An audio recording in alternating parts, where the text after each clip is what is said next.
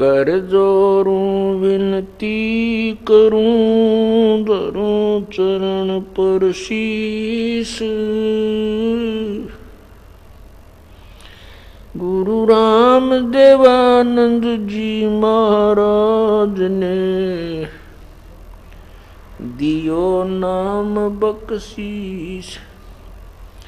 कोटि कोटि सिजदा करूं, कोटि कोटि प्रणाम।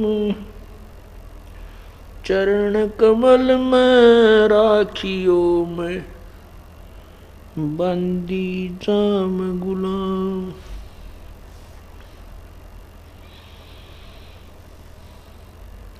जय इब के सतगुरु मिले,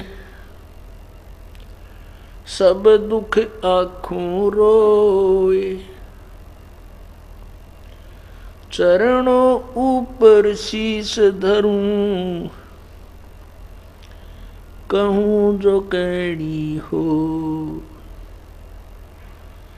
गुरु जी तुम ना भूलियो, चाहे लाख लोग मिल जाएं। हमसे तुमको बहुत हैं, तुमसे हमको नहीं। तुमरे विसारे क्या बने, मैं किसकी शरण में जाऊं। शिव वृंच मुनि नारदा, तिनके हृदय न समाऊं। अवगुण किए तो बहुत किए, करत न मानी हार। बावे बंदा बख्श दियो,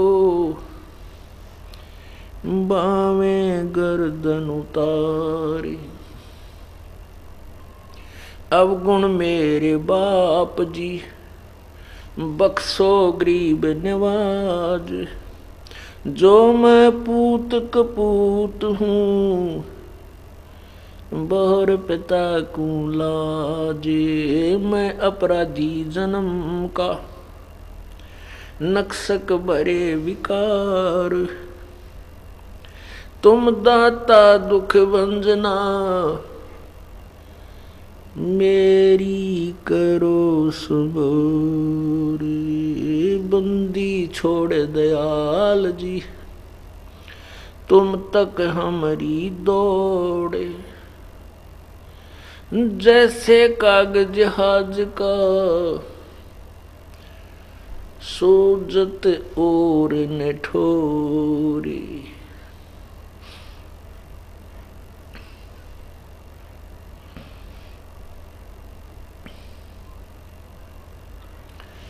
बंदे तू कर बंदगी, जय चावे दीदार। अवसर मानुष जन्म का, भाई मिले न बारंबार।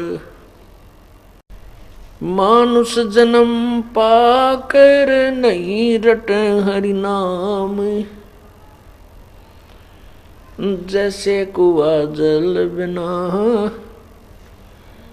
बनवाया क्या काम।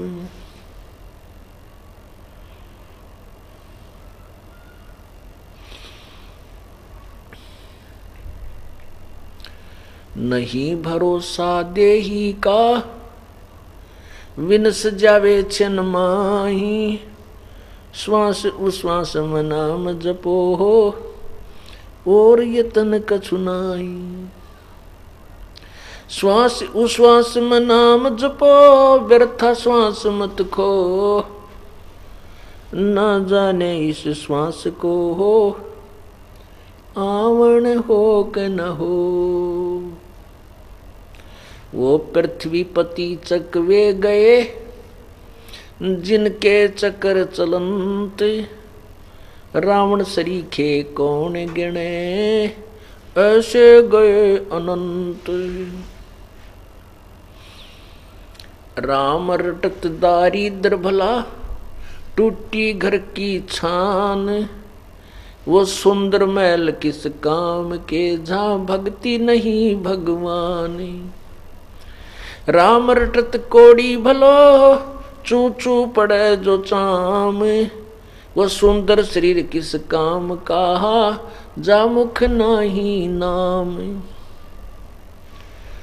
राम रटत कन्या भली, साकट भलो न पूत। छेरी के गल गल थना, जिसमें दूध न मूत।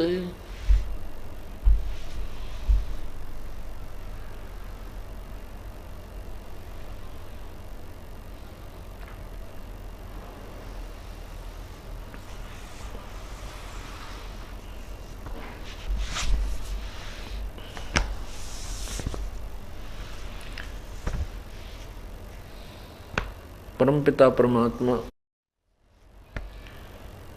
सारी सृष्टि के रचनहार कबीर परमेश्वर, कबीर देव, कबीर साहब, अल्लाहु अकबर, अल्लाह कबीर, हक्का कबीर, ये उसी परमपिता के भाषा भिन्न नाम हैं। वो परमात्मा यहाँ काल के जाल में फंसी हुई आत्माओं को सचेत करने के लिए स्वयं प्रकट होते हैं।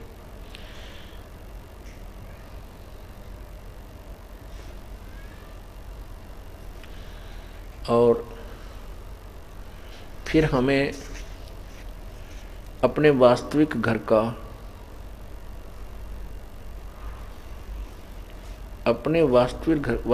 का ज्ञान बताते हैं, और जहाँ से हम आए थे वहीं जाने की यथार्थ विधि हमें बताते हैं।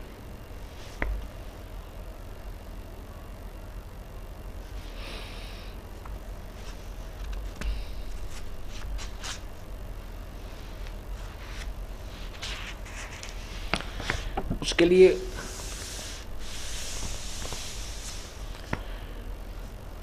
वो सत्य भक्ति बताते हैं, और उन्होंने अपनी प्यारी आत्माओं को अपने यथार्थ स्थान का परिचय कराया, सतलोक लेकर गए, उनको वापस छोड़ा। उनमें से एक आदरणीय गरीबदास साहिब जी हैं। उन्होंने अपनी अमृतवाणी में समझाया है, बताया है परमात्मा कबीर साहिब की महिमा।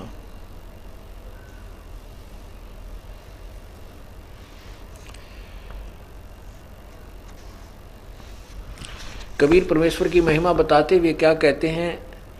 ऐसा अवगत राम है वो अपरंपार अल्लाह, कादर को कुर्बान है वार पार नहीं था।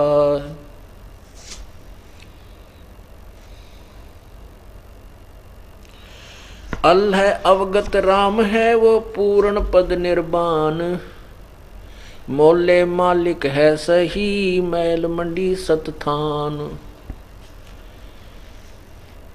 अवगत अल्लाह है, अवगत राम है, निर्वाणी निर्बंध, नाम निरंतर लीजिए ध्यान चकोरा चंद। अल्लाह अवगत राम है, कीमत कही न जाई, नाम निरंतर लीजिए मुख से कह न सुनाई। अल्लाह अवगत राम है, निर्वाणी निर्बंध, नाम निरंतर लीजिए हिल मिल मीन संबंध। दो दीन मद एक है अलय अलेख पिछाण, नाम निरंतर लीजिए भक्ति हेत उर आन। अष्ट कमल दल राम है, बाहर भीतर राम, पिंड ब्रह्मंड में राम है वो सकल ठौर सब ठाम।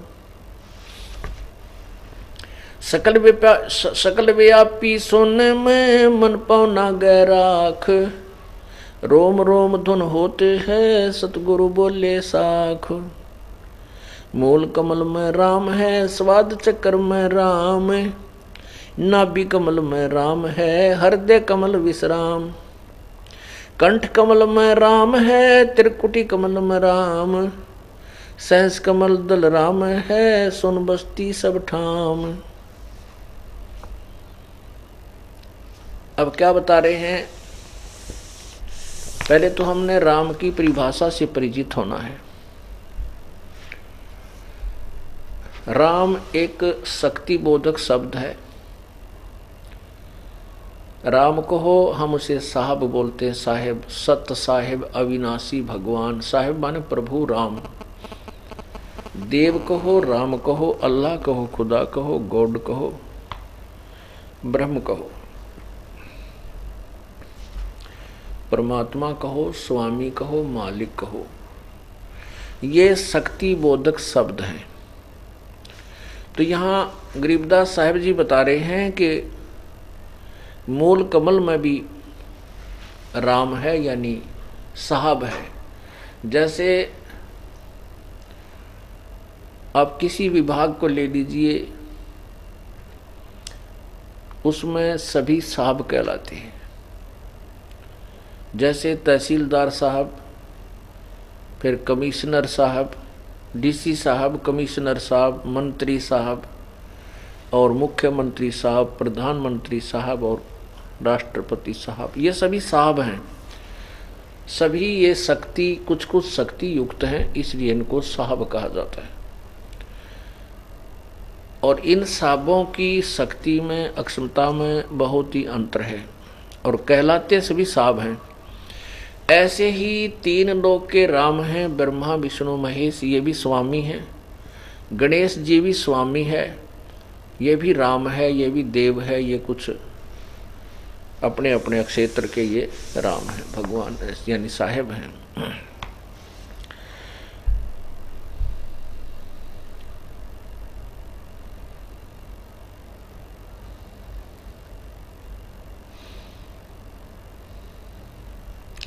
गगन मंडल में रहत है, अविनाशी आप अलेख। जुगन जुगन सत्संग है, वो धर धर खेल बेख। गगन मंडल में परमात्मा रहता है, सतपुरुष कबीर साहब, और उसी का प्रतिबिंब जैसे मटकों के अंदर घड़ों में पानी भरा हो तो सूर्य प्रत्येक घड़े में विद्यमान रहता है। उसकी उष्णता भी उसके अंदर विद्यमान रहती है, जो उसकी धूप में रखे हों, जो धूप में रखे होते। ऐसे ही परमात्मा पूरे ब्रह्मांडों के ऊपर सतलोक में विराजमान है, और वहाँ से प्रत्येक इस गढ़ों में प्रत्येक प्राणी के अंदर उसकी शक्ति विद्यमान है, उसका प्रतिबिंब भी विद्यमान है और साथ में उसकी शक्ति भी विद्यमान रहती है।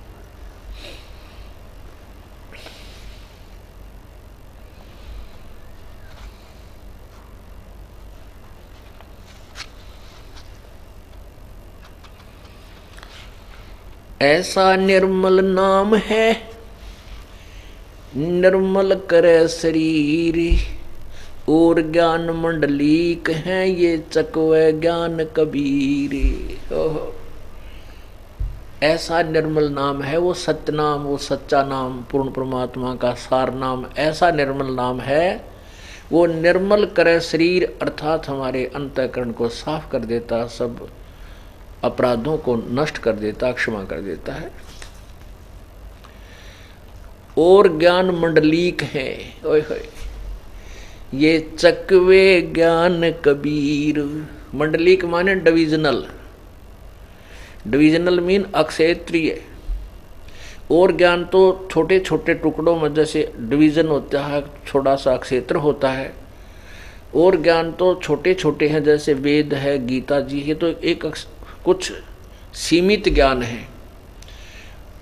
और चकव ज्ञान कबीर, चकव माने चक्रवर्ती, यानी और आल पूर्ण ज्ञान, जो सब के ऊपर जो छाया हुआ है, वो कबीर जी का ज्ञान है, वो तत्व ज्ञान है। परमात्मा खुद भी कहते हैं, और ज्ञान सब ज्ञानेड़ी, भाई कबीर ज्ञान सो ज्ञान।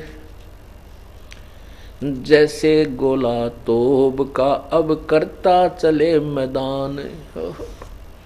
अब ये तत्व ज्ञान जो है, ये तोब का गोला है, और जहाँ भी ये गिरता है वहाँ कति सफाया कर देता है। अब ये तोब का गोला सभी पंथों ऋषियों में ऋषियों के ऊपर गिर चुका है और वो कति साफ कर दिए हैं। वो अनजान व्यक्ति हैं जो उनके पीछे लग रहे हैं, भोले भाले श्रद्धालु,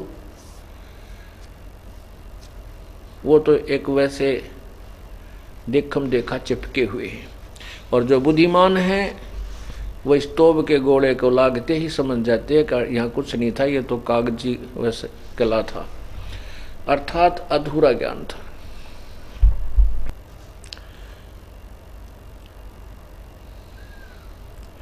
नाम बिना क्या होते है ये जब तब संयम ध्यान, बाहर ब्रह्म मानवी अब अंतर में जान। नाम बिना निपजे नहीं ये जब तब कर है कोटे, 184 त्यार है के मुंड मुंडाया गोट।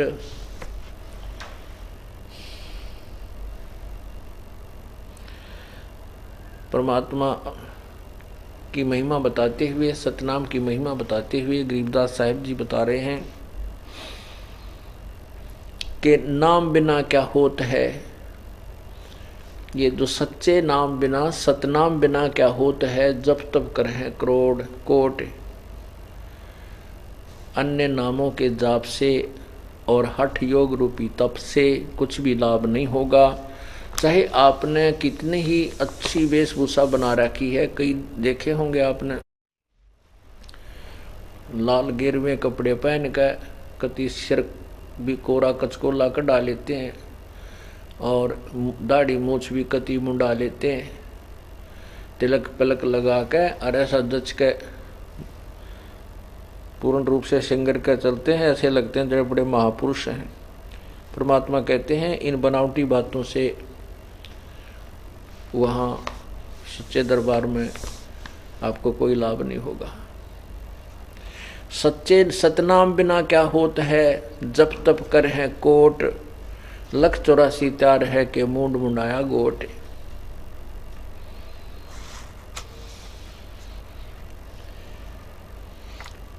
ऐसा सतगुरु से ये जो नाम दरढ़ावे, भाई भरमी गुरुआ मत मिलो जो मूल गंवावे। ऐसा सतगुरु, ऐसा गुरु चाहिए जो नाम को दृढ़ करे, सच्चे नाम को दृढ़ावे, यानी पूर्ण सब प्रमाण दे करके हमारे हृदय में ये जचा दे कि यही नाम है, यही मंत्र है और कुछ नहीं है जाप करने का। और भरमी गुरुआ मत मिलो जो मूल गंवावे है। अब आपको कुछ विशेष ज्ञान दिखाना पड़ता है ताकि आपके हृदय में यो नकली ऋषियों में ऋषियों संतों के अंदर जो छाप लगी हुई थी, ये बड़े विद्वान थे, उनसे आपका मन हट सके और उनकी पोल पट सके।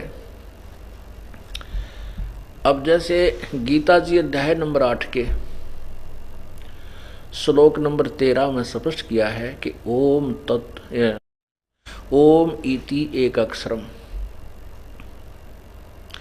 ओम इति एक अक्षरम ब्रह्म व्यवहारन माम अनुसमरन, और यह प्रयाति तजंदेहम सयाति परमाम गतिम। इसमें क्या लिखा है कि जो मेरा एक ओम, मुझ ब्रह्म का एक ओम नाम है और इसका जो अंतिम श्वास तक मेरा एक ओम एक अक्षर ओम नाम है। मुझ ब्रह्म का केवल एक ओम अक्षर नाम है जो उच्चारण करके स्मरण करने का, और जो इसको अंतिम श्वास तक जाप करता है वो मेरे वाली गति को प्राप्त होता है। फिर गीता जी अध्याय नंबर 4 के श्लोक नंबर 34 में स्पष्ट किया है कि पूर्ण परमात्मा के उस तत्व ज्ञान को तो कोई तत्वदर्शी संत ही बताएगा, उससे पूछो, फिर जैसे वो बताए वैसे ही कीजिए।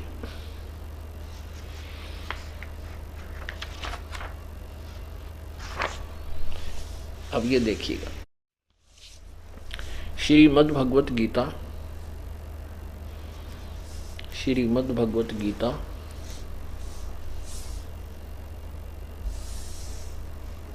गीता प्रेस गोरखपुर से प्रकाशित है, अध्याय नंबर 8 और ये श्लोक नंबर 13 पढ़ेंगे हम। ओम इति एकाक्षरम ब्रह्म व्यवहारन माम अनुसमरन ये प्रयाति तजंदेहम स याति परमाम गतिम। क्या अर्थ है इसका कि माम ब्रह्म, मुझ ब्रह्म का, ओम इति माने यही, एक अक्षर, एक अक्षरम यानी मेरा एक ओम अक्षर है, उच्चारण करके सुमन करने का। और यह मन जो प्रयाति तजंदे हम अंतिम श्वास तक, शरीर छोड़ने तक इसका सिमरण करता है, स याति परमाम गतिम, वो परम गति को प्राप्त होता है। यानी उस गीता ज्ञानदाता कहता है मेरे वाली परम गति को प्राप्त होता है। अब इन्होंने जो इसका अनुवाद किया ये देखिएगा, ये गीता अध्याय नंबर 8 का और ये 13 नंबर। ये तो इन्होंने पहले 12 का अनुवाद किया, क्योंकि इकट्ठा ही किया दोनों को, तो यहाँ से किया है। यह जो व्यक्ति, जो साधक ओम ओम